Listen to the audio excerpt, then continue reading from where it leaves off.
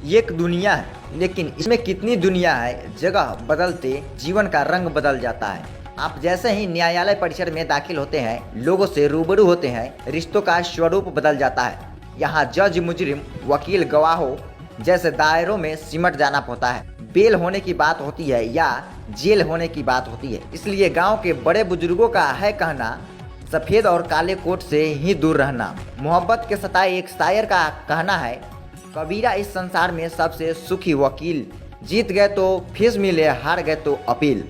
Appeal भी तुम, दलील भी तुम, गवाह भी तुम, वकील भी तुम जिसे चाहे हराम कर दो, जिसे चाहे हलाल। अगर कोई अच्छा वकील मिले तो हमें भी बताओ, जो मोहब्बत का हारा हुआ केस जिता दे।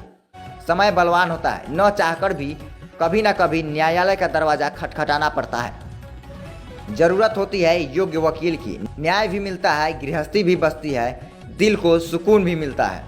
प्रचंड गर्मी में भी काला कोट पहनकर पसीने से तरबतर आम लोगों की लड़ाई को अपनी लड़ाई मानकर तन मन से लड़ने वाले वकील आपके साथ होते हैं। इनके प्रयास और एहसास को चंद पैसों की फीस से तौलना इंसानियत नहीं है।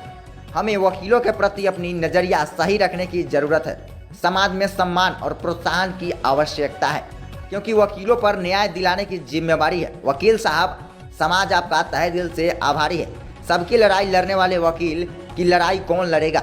इनके जीवन में भी दिक्कतें हैं। न्यायपालिका में सुधार की आवश्यकता है। कुछ मुद्दों पर हमने मुजफ्फरपुर के जाने माने सुप्रसिद्ध, खुशमिजाज, प्रतिभा के धनी, वाणी के प्रखर वकील श्री विनोद जी से बातचीत की है। सुनिए क्या कुछ विनोद जी ने बताया। सर, वकीलों की क्या क्या परेशानियां हैं?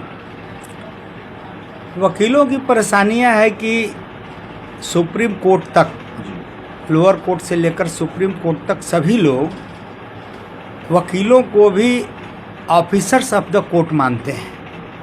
लेकिन सबसे बड़ी परेशानी है कि वकीलों को बैठने का, वकीलों के लिए पेयजल, पानी, शौचालय इत्यादि की काफ़ी समस्या है।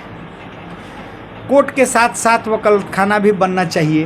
कोर्ट रूम जहाँ तहाँ बन जा रहा है। सरकार के तरफ से वकालतखाना नहीं बनाया जा रहा है। उनके बैठने के लिए जब आप ऑफिसर हमको मानते हैं तो हमरे लिए भी बैठने की उचित व्यवस्था होनी चाहिए।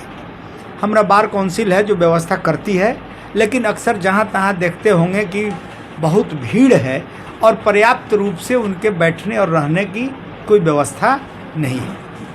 ये मूल समस्या है। कोट पहनना तो ये हमारा ड्रेस कोड है, और चूंकि अंग्रेज़ों के ज़माने से जब हमारा देश गुलाम था उस समय यही ड्रेस था, और हम उन्हीं कानूनों को एडॉप्ट भी किए।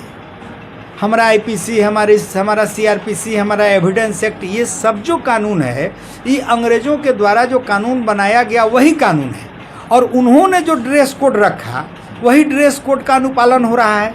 निश्चित रूप से गर्मी में काला कोट, वो भी काला कोट, गर्मी में भी वो पहनना बहुत नुकसानदायक लगता है। अंदर कपड़े भीग जाते हैं पसीना से, परेशानी तो होती है। लेकिन ड्रेस कोड है, इसलिए हम लोग चाहते हैं कि ज़्यादा से ज़्यादा ड्रेस कोड का पालन करें, चाहे गर्मी हो बरसात हो। ड्रेस कोड में अगर परिवर्तन होता तो अच्छा रहता, चूँकि आज़ादी के बाद नए सिरे से उसका व्यवस्था देखना चाहिए था।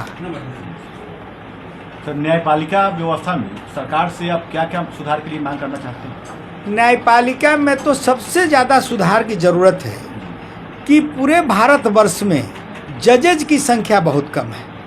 जो हमारा देश है, जितना बड़ा देश है, जो अनुपात है विदेशों में, जिस अनुपात में जजेज हैं उस अनुपात में यहाँ न्यायाधीशों की भारी कमी है, और समय पर उनकी बहाली नहीं होती है।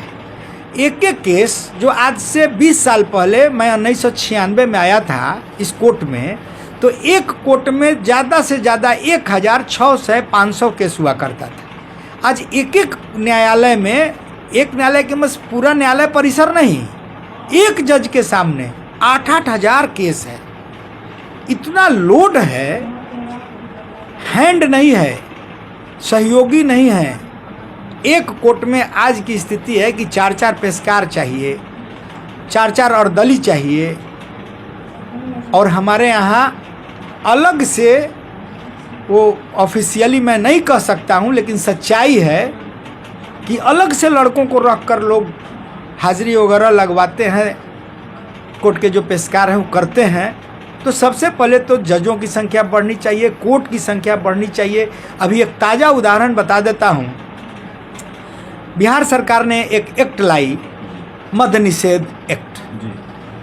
उसकी स्थिति ऐसी है कि अग्रिम जमानत के लिए हाई कोर्ट में 1-1 साल से केस पेंडिंग है।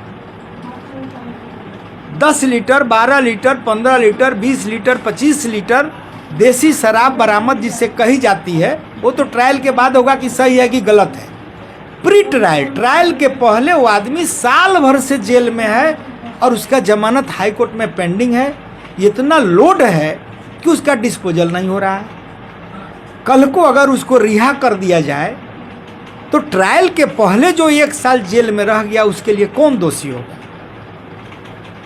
तो सबसे बड़ी समस्या हमारे यहाँ है, सुप्रीम कोर्ट में जो जजों की संख्या है वो बढ़नी चाहिए, सभी हाई कोर्ट में जजों की संख्या बढ़नी चाहिए, स्पेशल कोर्ट्स हैं वहाँ संख्या बढ़नी चाहिए।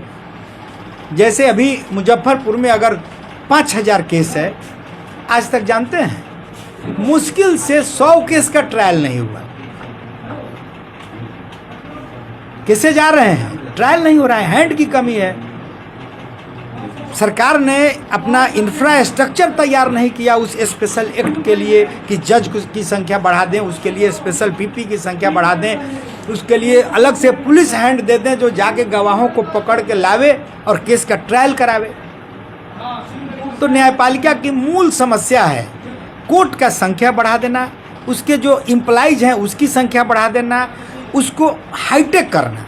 जैसे दुनिया कहाँ जा रही है, और हमारे यहाँ जब हम नेट पर देखते हैं ई कोर्ट बना हुआ है, उस नेट पर देखेंगे तो 90% केसेस का डेट चढ़ा हुआ नहीं है। अगर डेट चढ़ा हुआ है तो गलत है। अभी भी हम कागज़ पर घसीटे जा रहे हैं, जबकि दुनिया बहुत आगे निकल गई। अन्य विकसित देशों का जो न्यायालय है वहाँ 100% कंप्यूटराइज ई कोर्ट चालू है। हमारे यहाँ भी इस व्यवस्था की बड़ी कमी है। इसमें कुछ कोरोना काल में भी इस पेशे में बड़ी परेशानी हुई। जो न्याय हम लोग दे पाते, हम भी न्यायालय के एक सहयोगी हैं, केवल हम बचाव नहीं करते हैं, न्याय तक पहुंचने में न्यायाधीश की मदद करते हैं। हम अपनी बात कहते हैं, एक तरफ से दूसरा वकील, लोक अभियोजक, पब्लिक प्रोसिक्यूटर, सरकारी वकील या मुद्दई मुदाला का वकील अपनी अपनी बात रख के जज को न्याय के रास्ते तक पहुंचने का रास्ता दिखाते हैं, जो इस कोरोना काल में बाधित हुआ। परिचय दे दूं।